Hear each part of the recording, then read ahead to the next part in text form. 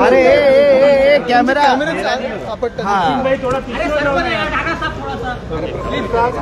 मला असं व्हायला लागेल. शरद पवार त्यांचा स्टेटमेंट आलं मुख्यमंत्री पदावरून.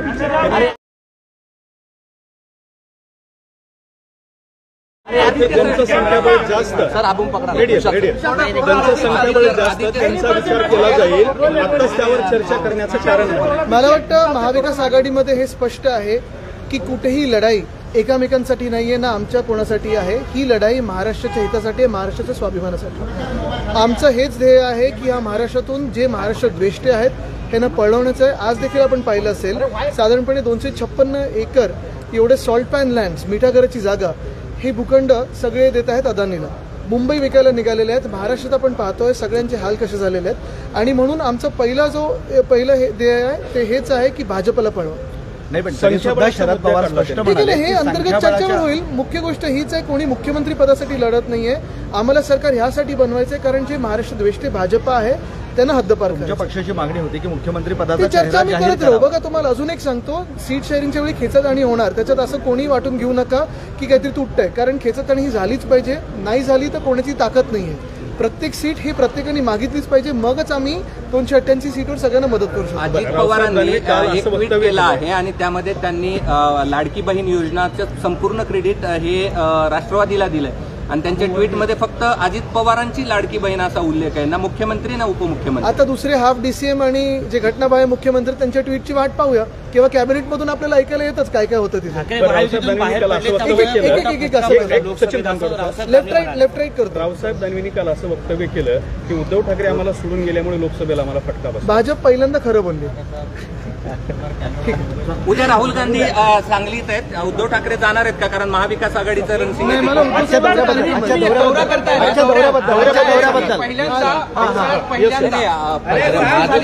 जाणार आहेत का राहुल गांधी?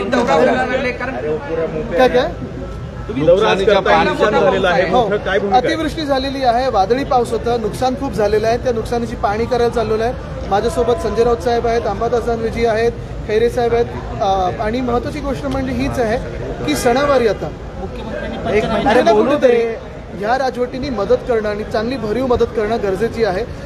पहिल्यांदा आपल्याला थोडं वाटत होतं, मागच्या आठवड्यातच माझा मराठवाडा दौरा होता तेव्हा आपल्याला वाटत होतं चांगला पाऊस झालेला आहे. पण आता जी अतिवृष्टी झाली आणि नुकसान झालं त्याला नुकसान भरपाई देणं गरजेचं आहे. आता मागणी म्हणजे पहिला आम्ही पाहणी करू, मगच त्याच्यावर मागणी करू. उगाचची काहीतरी आम्हाला मागणी करायची म्हणून नाही, राजकीय मागणी म्हणून नाही. पण निश्चित एक गोष्ट नक्की आहे की आपल्याला माहिती आहे सण येत आहेत. गणपती बाप्पाचा सण आहे, त्याच्यानंतर नवरात्र आहे. शेतकऱ्यांना आपल्याला मदत देणं गरजेचं आहे. खांद्याला खांद्याला उभं राहणं गरजेचं आहे, धीर देणं गरजेचं आहे.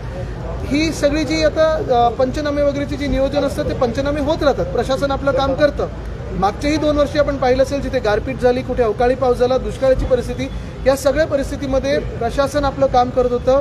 त्यांनी पंचनामे केले होते. पण कुठे 5 रुपयाचा चेक, कुठे 50 रुपयाचा चेक, असं होऊ नये ही आमची आग्रहाची मागणी राहील. बरं, सांगलीमध्ये उद्या राहुल गांधी येत आहेत आणि महाविकास आघाडीच्या प्रचाराचा नारळ तिथं वाढवलं जाईल असं बोललं जात आहे. नाही, उद्धव ठाकरे जाणार आहेत. नारळ अधिकृत तिथे महाविकास आघाडीचं जेव्हा वाढवलं जाईल तेव्हा आपल्याला कळवण्यात येईल. कारण मागच्या आठवड्यात देखील महाविकास आघाडीची जी सभा होती तेव्हा पण सांगितलं होतं की आता नारळ फोडणार, आता हे होणार. असं नाहीये. जेव्हा अधिकृत सभा असते महाविकास आघाडीच्या त्याच्यासाठी आम्ही सगळे येऊ. उद्याचा वैयक्तिक कार्यक्रम